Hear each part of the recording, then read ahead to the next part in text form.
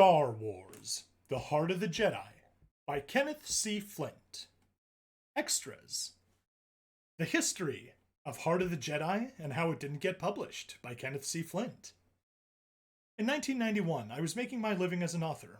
I was writing 2 books a year for Spectra, the sci-fi fantasy imprint of Bantam Doubleday Dell. I'd had 12 books published with a 7-book backlist and 1,000,000 books in print. I had just signed a new 2-book contract with Spectra, with titles to be decided later. Then, I got an exciting word from my editor. Because of the success of a hardcover Star Wars trilogy by Timothy Zahn, Lucasfilm had asked Spectra to publish an official series of paperbacks.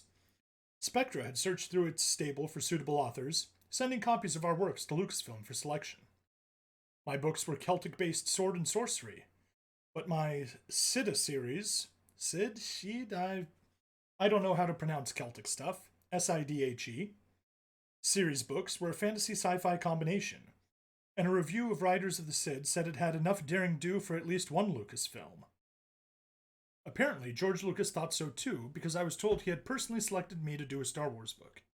Even better, I would be writing book 1 in the proposed series, taking place immediately after the second Death Star is destroyed. Note, this would have been followed by Margaret Weiss's Legacy of Doom, with both books to be preceded by Jim Baiki's Exiles of the Force, 4-part comic book miniseries from Dark Horse Comics. Weiss later stated that she'd had a disagreement with Lucasfilm, and Baiki's series was cancelled. Editor's note. Being a crazy big Star Wars fan, I saw the first movie 7 times in a theater and drank my coffee from a Star Wars mug. You can imagine how thrilled I was. I was given pretty much free rein on developing my plot, other than that it should take place immediately after the second Death Star is destroyed. I upfront figured it would be most logical to deal with a defeated, but not destroyed empire. Its military desperately trying to regroup and retaliate against the Alliance, while other elements sought to make peace. Along with this was my assumption that I had to deal with what Luke Skywalker had become, and where he was going as a Jedi. I spent the first months developing an outline and submitted it to my editor. I wanted to make this point here that I never, throughout all this, communicated directly with the Lucasfilm people or knew who they were. I worked for Spectra, and everything came through my editor. But I was told, and very honored to hear, that George Lucas himself had approved my plot with one specific alteration.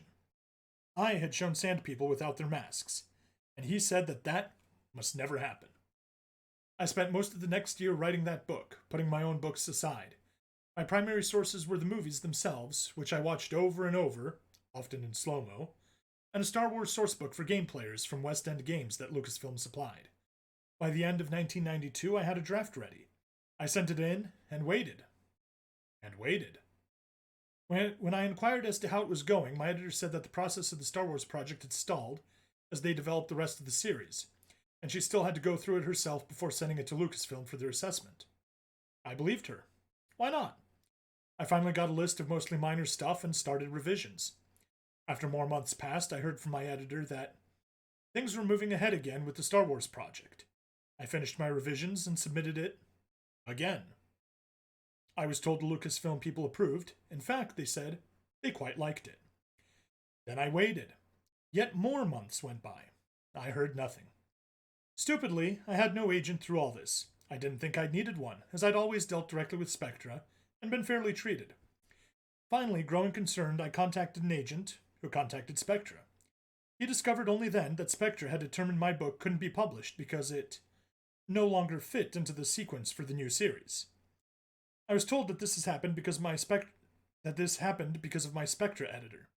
She had supposedly promised another author of the group, a friend of hers according to one source, that her book would be placed in position 1. This apparently accounted for the delays that I had been told about. Well, she wrote her own book to slip into my slot, while I sat idle and ignorant of what was happening for months. I have made a point of not knowing who this other author is, and I have never been able to bring myself to read her book, or any other of the subsequent series, saddened that this so violated my love of everything Star Wars. Did I confront Lucasfilm and try to fight this situation? Nope. I didn't know who to contact or how. Remember, I worked for Spectra. I had no resources of my own, I was pitifully naive, and I felt pretty much powerless at that point. Oh, they graciously let me keep the $10,000 advance, and they threw me a bone letting me still do two Star Wars short stories for Tales from Jabba's Palace and Tales from the Mos Eisley Cantina. I believe Tales from Jabba's Palace? Yes, I've got a copy of Tales of Jabba's Palace right behind me in my woefully incomplete collection. But I was done otherwise. None of my own books came out as the debacle went on. I would normally have published 4 new ones during this time. I lost my backlist of Irish books. Because of the long delay, my family pretty much lived on my advance for 2 years, on expectation of the eventual payday from the Star Wars book. This basically destroyed my relationship with Spectra and my career as a writer. That's written as I writer. That should be as a writer. I felt completely betrayed, and I was so depressed that I quit writing for years. Needing money to support my family with 2 young sons, I found a job as a publications consultant, meaning tech writer, and after another 10 years finally made up the financial loss of being all but unemployed for 2 years. Finally, nearing 60 years old and with the boys both adults and employed, I decided to semi-retire and work on a book idea that had enthused me enough to try writing again. But not sci-fi or fantasy. It was to be a Civil War adventure with a Jules Verne-esque plotline that had a band of Confederate agents trying to save the South by destroying Washington, D.C. with the world's first weapon of mass destruction. It would be called Nitro! In all caps with an exclamation mark. I went back to teaching as an English department adjunct for the University of Nebraska at Omaha, my alma mater, and got the book written. I then discovered that, nowadays, an author of fiction can't even submit a book to a publisher without going through an agent.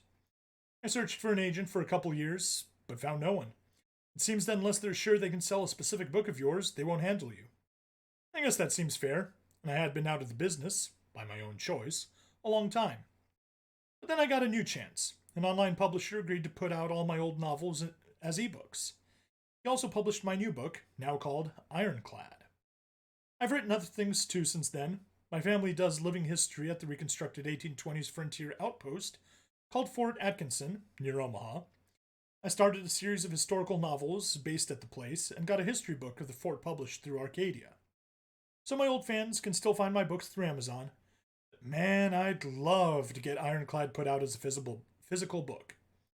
And I still have ideas for other fantasy, sci-fi, and horror plots, plus the 20 or so other Celtic Irish books I'd still like to write. I think I've got at least a few viable years of authorship in me. So if anyone knows of somebody who'd like to represent me, I am ready to start writing 2 books a year again. Otherwise, I'm quite content teaching some writing classes and being the school-time daycare for my 2 grandsons, age 4 years and 1 year. Editing Notes by Joe Bongiorno. As there have been some questions regarding what the editing process for this manuscript has been, I'd like to briefly elucidate here the process by which Ken and I approached this manuscript. For starters, I run a small press publishing company called The Royal Publisher of Oz, and I'm the creator of www.starwarstimeline.net. I'm also a professional editor and writer and can state from having read manuscripts from both established authors and new talents that every manuscript requires some kind of editing, much of it in relatively minor areas that, if not caught, can annoy or distract the reader. Well, that certainly happened, and I quite loved pointing it out.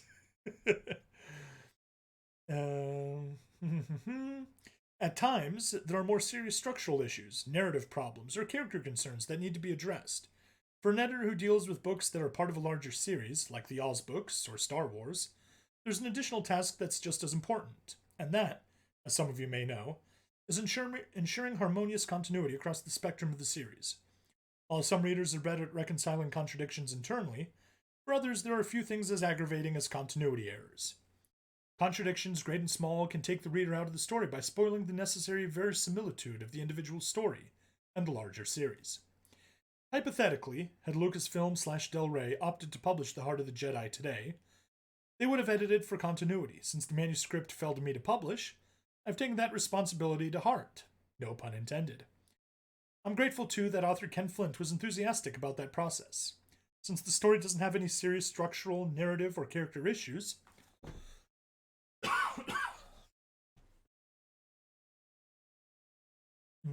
my goal in editing was to keep it as close as to what you would have read in 1993. By the same token, I believe, as do many of you who've contacted me, that the story deserves its place in continuity. So, As publisher and editor, I sought to ensure that. You might think that this would have amounted to a monumental endeavor, but in the final analysis, very little was altered from the original manuscript, and whatever small changes I instigated were either authored or approved by the author. This remains his work. The initial issues had to do with the story's placement in time. Originally, it would have taken a short while after the Battle of Endor, with Truce at Bakura and the post-Jedi Marvel series in that spot. It became a simple matter of shifting it over a few weeks after the latter event. Also, in Chapter 6, in which the Imperials, Tharkos and Kantos, are discussing the shapeshifter, I altered the dialogue slightly so that it's clear that they're aware of the existence of other shapeshifters, particularly since Claudites and Shido are known in the galaxy, and it would have been odd if such high-ranking Imperials have spoken as if they've never heard of such thing before. I also changed the name of the planet, which had been called Gathol, to Galvani 3. Gathol sounded a little too close to Cathol, which has a very specific etymology that's part of its mystery. Galvani 3's scant history fits it well with the narrative that Flint was telling. These are the most overt changes, and I recognize that for a few of you that still might be jarring, since, for example, Claudites, which were invented in 2002 for Attack of the Clones. But that's how the Star Wars expanded universe has always worked, and I don't see any reason why this story should be treated with any less consideration. Apart from a few examples like these and some very minor issues, spelling, grammar, trimmed dialogue, indicative of the editing process for any story, The Heart of the Jedi remains essentially the same as it was in 1993. I hope this helps readers to understand the process a little better. It's not every day we get to read a lost story, particularly from the early Bantam era. It's a special treat at a time when there are no more expanded universe stories coming out. This book is certainly something to be thankful for, and particularly to author Ken Flint for his love and sharing it with us. May the Force be with you. Kenneth C. Flint, Biography. Kenneth C. Flint is the published author of 18 fantasy, horror, and suspense novels, including the best-selling Sheed series based on Celtic myth. He has also published various other fiction and non-fiction works, including 2 Star Wars short stories and a history of 1820s Fort Atkinson. His newest novel, Ironclad, is a Civil War adventure about a Confederate terrorist attack on Washington, D.C., with the world's first weapon of mass destruction. His fantasy books, a combination of legend, history, and adventure, have been reissued in ebook format by Double Dragon Publications and are available for Kindle through Amazon. New novels are also being published, including sci-fi, fantasy, history, and ancient Irish myth. In addition to his writing, Ken is a writing instructor at the University of Nebraska in Omaha and the Metropolitan Community College in Omaha, Nebraska. He is also a historic interpreter at reconstructed Fort Atkinson in Nebraska, with his family, which includes his wife, 2 sons, daughter-in-law, and 2 grandsons. And that's it. Well, let's read the back cover. Kenneth C. Flint's lost novel arrives to bookshelves at long last. Return to the Star Wars universe once more in The Heart of the Jedi. Darth Vader and the Emperor are no more. The Alliance has officially become the New Republic, as Han Solo, Princess Leia, and new Chief of State Mon Mothma emerge triumphant against the diminishing Empire. The Imperial remnant fights on until the long-silent Imperial Senate rises up to call for peace. But not everyone wants peace, and High Admiral Tharkis has made plans to ensure the Empire will re-emerge under his rule. At his side stands the mysterious Dioscuri, beings of rare and deadly powers. For Luke Skywalker, exhausted from years of fighting, the time has come to depart upon a journey of discovery, a journey that will lead him to a secret, long ago hidden, by Obi-Wan Kenobi. And that, my friends, is the end of Star Wars: The Heart of the Jedi. I hope you enjoyed it. I certainly enjoyed reading it. And it's been an interesting set of chapters. 15 weeks, 2 episodes a week. Oh, 16 actually, because that's 31, and the bonus chapter takes us to exactly 16 weeks of reading. I enjoyed it. I loved the fun. And I'll be seeing you guys on my next adventure, which, as much as I'd like it to be, starting up my Star Wars project, for which Bellum 128 is very excited for. I think I'm probably going to be doing Doki Doki Literature Club next as my Tuesday, Thursday release.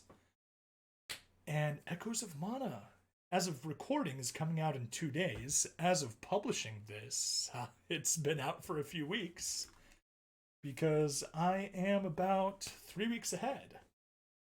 So, yeah, it'll be interesting. I do hope you guys join me for my next adventure, whatever it's going to be. I'll see you guys next time. Bye now.